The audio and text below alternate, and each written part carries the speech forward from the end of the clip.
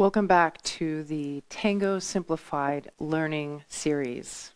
Quick announcement, I will be in Chicago at the end of August. I will be teaching a workshop on August 28th for experienced followers who want to work on their leading.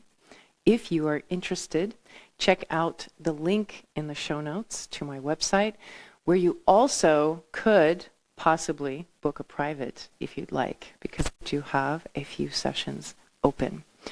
So today we are talking about the Molinete, and specifically the famous backstep of the Molinete. We all remember that the Molinete for the follower is a series of steps: forward, side, back, side, and then it repeats.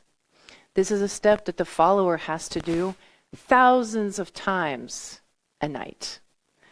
So we need to understand that the repetition of this step means that it's kind of an important element of the dance. And the back step is typically where a lot of confusion lies for followers. So when you're going into the back step and you're pivoting from your side, rotating into the back step, this is where a lot of times the confusion arises, because we don't really know how much do we need to rotate in the pivot, how far should the step be, and how to make it look elegant. It ends up feeling very difficult to remain balanced.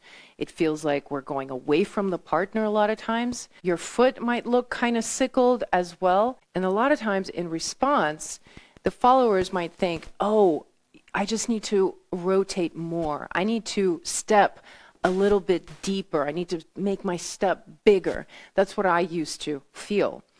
But honestly, here's the thing. It's really not that you don't have enough flexibility for the step. It's not that your steps are not big enough, or that you're not pivoting enough, or in the wrong way.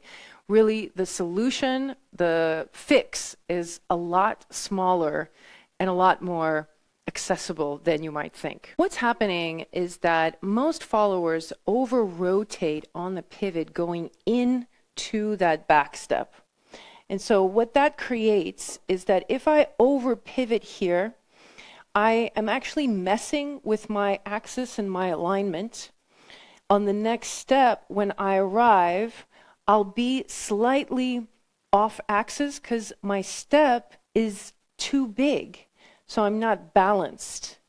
And as you can see, my foot is landing sickled, which is what is creating that lack of elegance and the tension in this position. So the question is not how far can I rotate to take that back step, but instead, where should the rotation actually stop?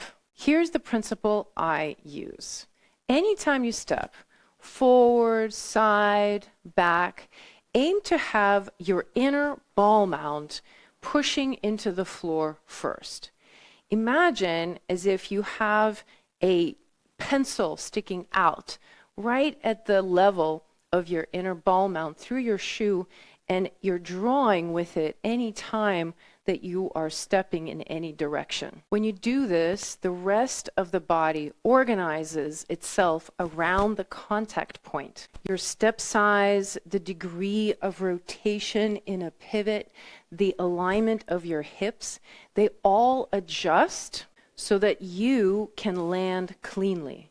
And suddenly, your feet always look elegant without you forcing it or focusing on it per se, but instead just allowing your biomechanics to take care of it. So for the back pivot in Molinete, the question becomes, how far can I rotate while still feeling that my inner ball mount is in contact with the floor? That is the principle that will align my back step every time, and I can adjust however I need to. If I'm doing the Molinete in open embrace, I might have a much bigger rotation in step because there's more space for me to go around my partner. But if I'm dancing in close embrace, then my back step might actually really become more of a back cross. So it will adjust, and as long as I keep imagining that I am intending the inner part of my foot to draw on the floor, my feet will always look elegant and I feel more balanced and more aligned. So that's your measurement. That's how you can tell the stopping point for your pivot.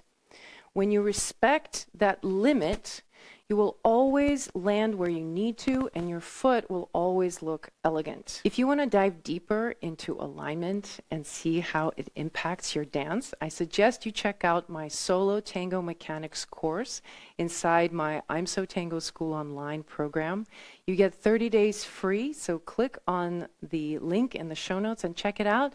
See if it's right for you. And I will see you in the next one. Ciao.